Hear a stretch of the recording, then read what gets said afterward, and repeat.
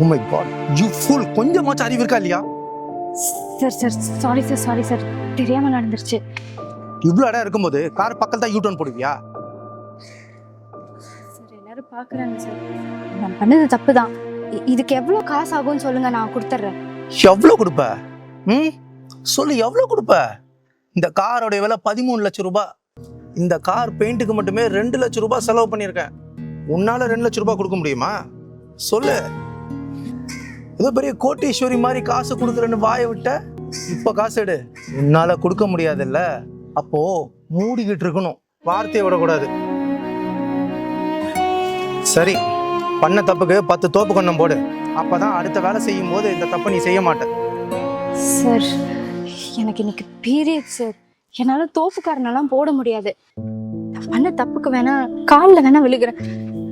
தோப்பு கரணம் போடுறியா இல்ல காசு எடுத்து வைக்கிறியா?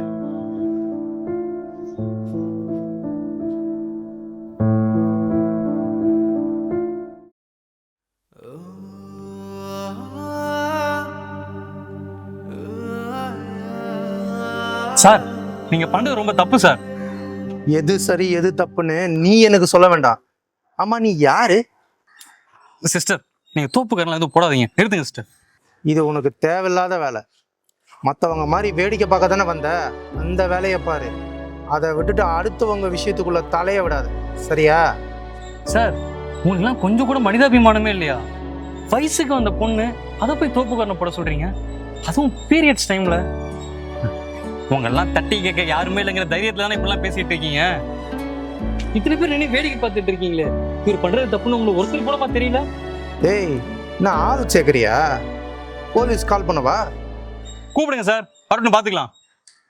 அண்ணா அண்ணா, இந்த விஷயத்த போலீஸ் ஸ்டேஷனுக்குலாம் கொண்டு போகாங்க அண்ணா. சார் நான் பண்ண தப்புக்கு நான் தோப்புக்காரனே போடுறேன் சார். சிஸ்டர், தோப்புக்காரன்லாம் நீங்க போடாதீங்க. சார் உங்களுக்கு இந்த கார் ஸ்கிராட்சை சரி பண்ணி கொடுத்தா போதும் தானே? இந்த அட்ரஸ்க்கு நாளைக்கு உங்க கார் எடுத்துட்டு வாங்க. நான் அங்கதான் கார் பெயிண்டரா வேலை செய்யறேன், நானே உங்களுக்கு சரி பண்ணி தரேன். ₹1 தர மாட்டேன், பரவாயில்லையா? சரிங்க சார், போங்க.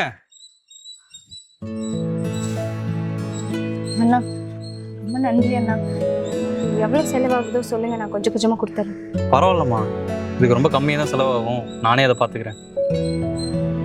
ரொம்ப நன்றி அண்ணா. இந்த மாதிரி கார் வச்சிருக்கவங்க, பங்களா வச்சிருக்கவங்களுக்குலாம் நம்மள மாதிரி ஏழைங்களை பார்த்தா இலக்காரமாக தான் தெரியும்.